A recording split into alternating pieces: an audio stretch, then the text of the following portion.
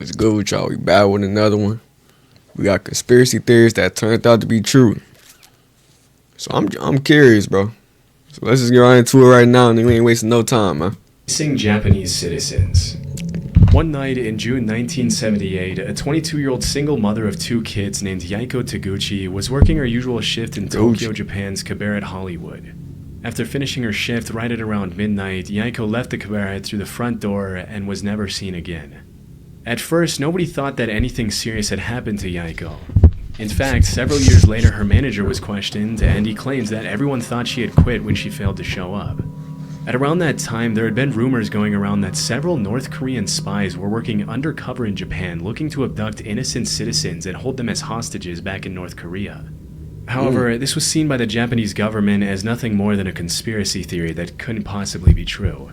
Sadly, the missing case of Yaiko went cold, and it wasn't until almost a decade later that a clue to her whereabouts emerged following a disturbing chain of events.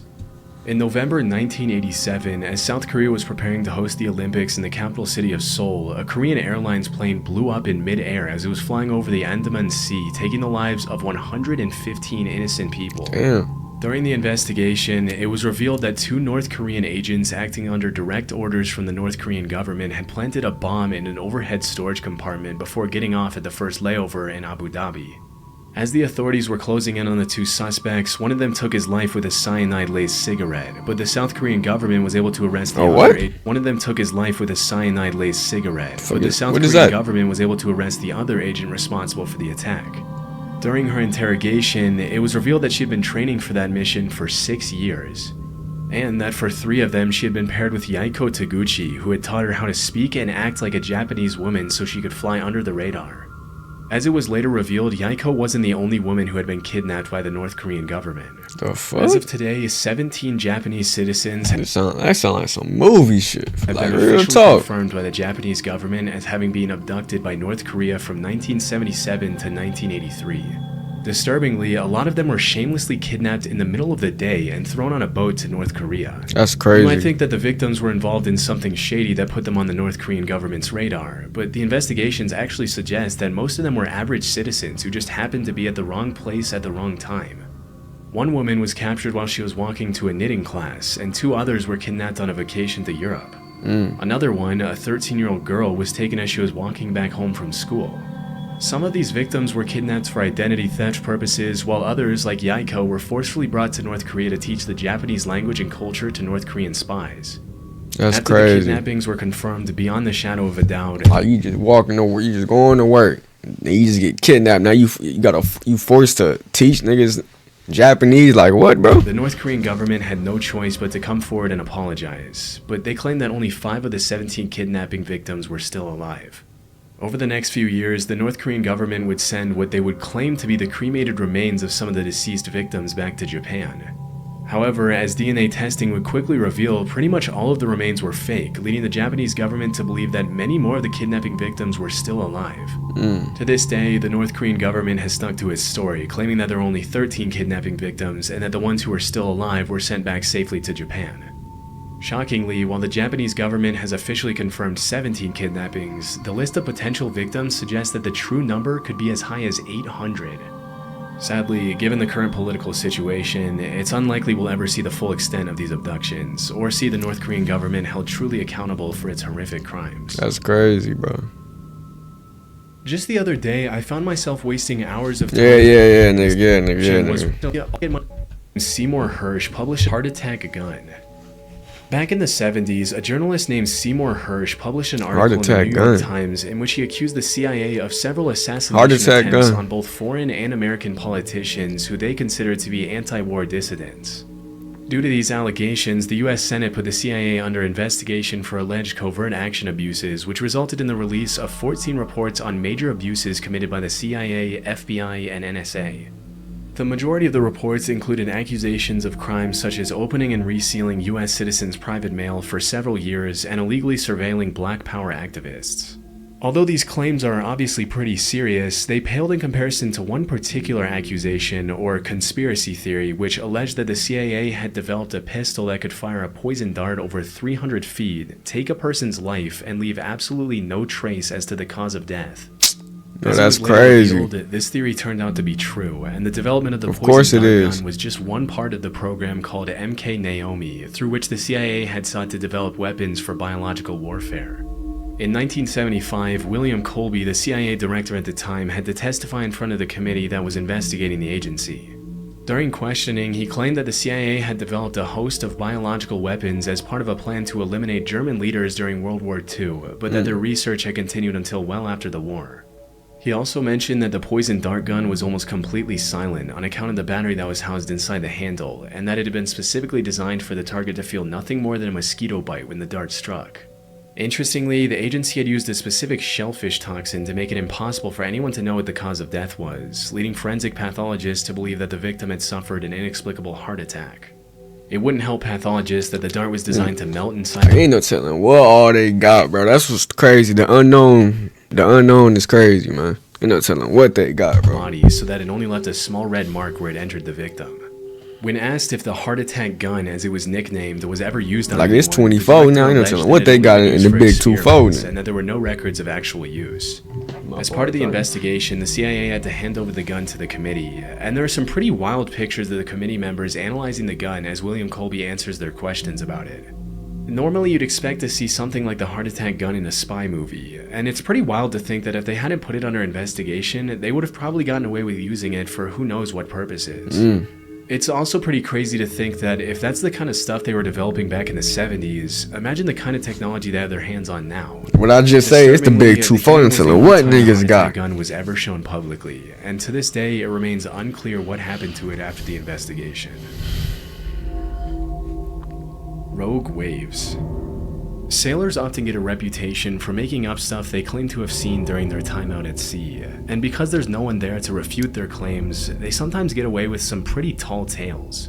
For centuries, sailors all around the world had talked about seeing monster waves on the open sea that would allegedly reach over 100 feet in height. In 1826, a French captain claimed that he had seen a 108-foot tall wave in the Indian Ocean.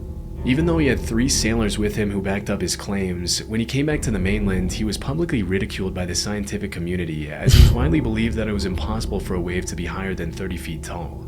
For a long while after that, dozens of people continued to claim sightings of these monstrous waves in the middle of the ocean, but with no real evidence other than eyewitness testimonies, the existence of these waves fell into the urban legend or conspiracy theory category. In the 80s and early 90s, the Draupner platform was set up in the North Sea off the coast of Norway to extract natural gas. As part of the protocol that was carried out to see if the platform was stable enough to withstand the rough seas, a wave height recorder was installed on the platform. On New Year's Day in 1995, the sensor recorded an 84-foot tall wave, which served as the first real piece of evidence for the existence of rogue waves. After this incident, a lot of people started wondering how many of the sailors from previous centuries had been telling the truth. What's more disturbing than that is that there were probably hundreds of disappeared sailors from all around the world who had come across a rogue wave, also known as a monster wave or a freak wave. But because most people who encountered 100 Well, my niggas weren't lying, man. They weren't lying, bro. They saw that, generally man. didn't live to tell the tale, their testimony went down into the depths of the ocean with them. Since the Draupner wave of 1995, there's been a growing interest in rogue waves brewing in the scientific community. A few years ago, a professor at the Australian National University had estimated that at any given moment there are 10 rogue waves active in the world's oceans. As of today, a rogue wave is usually defined as a wave that is twice as large as the largest waves that come up in a particular area. And while the root cause of rogue waves continues to be investigated, it's generally accepted that these monster waves appear when 2 wave crests join together at the exact right time, resulting in a massive wave that can Bro, I don't know sink how the niggas be largest doing ships that, and bro. I oil wouldn't. rigs. Interestingly, it's also been discovered that rogue waves Shout out to can y'all, take place in man. large lakes. In 1975, a freighter They named be out in the that SS ocean. Edmund Fitzgerald sank in Lake Superior under some pretty mysterious circumstances, with a lot of people in the scientific community coming up with all kinds of hypotheses to explain the incident. It wasn't until several years later that the scientists started theorizing that the vessel could have fallen prey to a set of 3 consecutive killer rogue waves. A phenomenon referred to as the Three Sisters, in which the first wave destabilizes the ship, the second wave hits the ship's deck before it can stabilize again, and the third wave overloads the ship with more water than it can take on. If this were true, it could also provide an explanation for the mysterious sinking of other large ships in oceans around the world over the past few centuries, Fitzgerald. but this might be a bit more difficult to prove. poisonous alcohol. In January 1920, the 18th Amendment to the U.S. Constitution was successfully ratified, triggering a 13-year period known as Prohibition, during which the production, sale, and transportation of alcohol was made illegal. During this period, the government enforced some pretty strict measures to prevent bootlegging of alcohol, which made the alcohol black market flourish like crazy. It was pretty much a playground for the mafia, in which the government would raid one bar and another one would crop up in just a few days' time. While all of this was happening, there were some pretty messed up rumors floating around that the US government was taking extreme measures to make sure people weren't consuming alcohol. These included allegations that the government was intentionally poisoning alcohol to make people who consumed it sick. For a while, this remained something of a conspiracy theory, but things took a turn pretty quickly on New Year's Day 1927. So damn niggas was actually doing this? People died from alcohol poisoning at New York's Bellevue Hospital. Disturbingly, the autopsies revealed that a lot of the victims had been drinking industrial methanol, otherwise known as wood alcohol, which can be fatal even at low doses. But what's that noise, boy? Hey, my fault, y'all. I'm home alone. I'm hearing some tapping noises. Hold on. I don't hear no more. My fault, y'all. My fault, y'all. Come on, y'all know how it is, though, man. It turns out that the government start hearing all types of noises when you're home alone. Nature industrial alcohol, but I ain't tweaking now. Since 1906, which was far before Prohibition. But when the crackdown on alcohol started, the government ordered these companies to add quinine, methyl alcohol, and other toxic chemicals to discourage people from drinking it. Their reasoning was that if black market dealers knew their alcohol had been poisoned, they wouldn't dare distribute it knowing how dangerous it would be for their customers to consume. I guess they forgot to factor in that the demand for alcohol at the time was absolutely insane, and that black market dealers didn't care who lived or died from consuming the Exactly, product. that's what I would assume. These niggas don't care. They getting their money, nigga. They don't care. 6 years after the Bellevue incident, that the federal government finally toned down their abstinence from alcohol policies. But by then, thousands of Americans had already been poisoned with contaminated alcohol. Crazy. Gorillas. Nowadays, there's really nothing they doing shit like that. Ain't no telling what else they doing. Come on, man. Too shocking it's about crazy out here, man. In a zoo or on TV. But there was once a time when gorillas were considered to be in the same category as the chupacabra, the Jersey Devil, Bigfoot, and the Loch Ness Monster. I was able to find that up until a couple of centuries ago, gorillas were considered cryptids, which are animals that are believed by some to exist somewhere in the wild, but whose existence has never been proven. With most of these creatures, alleged sightings often turn out to be hoaxes, but obviously in the case of gorillas, what were once just rumors turned out to be true. Western explorers wouldn't come across a gorilla until around the 1500s, when an English explorer named Andrew Battelle was captured by the Portuguese off the coast of West Africa. While he was held captive on the mainland, Battelle described these disturbing, giant, ape-like creatures that would occasionally prowl around his campfire, but because he had never seen a similar creature before, he described them more as monsters than as animals. Battelle's description sent the rest of the world into what we can only call a gorilla frenzy, with all kinds of rumors being spread about these allegedly bloodthirsty, dangerous creatures living in exotic parts of the world. Over the next couple hundred years, the buzz around gorillas grew as explorers in Africa sent back illustrations of gorillas to Europe, which were often given to royalty and emperors as rare gifts. If you were to ask any European back then what a gorilla was, they would have described it in a similar way to how we describe Bigfoot or the chupacabra nowadays. They were thought of more as mythical monsters than regular animals. It wasn't until over 200 years or so later that an American naturalist named Thomas S. Savage found a gorilla skull in 1847 during an expedition to Africa, which was the first piece of real proof for the existence of these animals. Naturally, this triggered a bunch of new expeditions to the area, and between 1855 and 1859, French explorer Paul du Chaillu confirmed the existence of gorillas and even brought some back dead. Just as Andrew Battelle before him, Paul du Chaillu also described gorillas as these savage, bloodthirsty creatures which stuck in the public mind for a long time. Around 15 years later, some German explorers brought back a baby gorilla from Africa to Liverpool, even putting up some towels on the ship so he could swing around and entertain himself on the long journey back. As you can probably imagine, as soon as the ship arrived back in Liverpool, people started flocking around the hotel where the gorilla was allegedly being kept to catch a glimpse of the once mythical creature. To the public's dismay, Pongo the gorilla wasn't the massive, violent monster they had thought, but rather a cute little 2-year-old gorilla who loved to play with dogs. A few years later, in 1902, a German explorer Little named niggas look Robert cute till they get big, bro. You don't. killed 2 mountain gorillas, which were huge in comparison to the baby gorilla that the previous German explorers had brought back. And that was really the first time the public was able to understand what a full-sized adult gorilla looked like. It's pretty crazy to think that at some point these animals that we now see as normal were once seen as legendary monsters.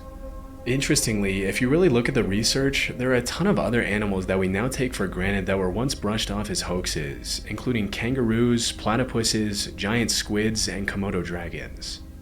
With so many of these myths turning out to be true, it really makes you wonder how many animals are out there that we have no idea even exist.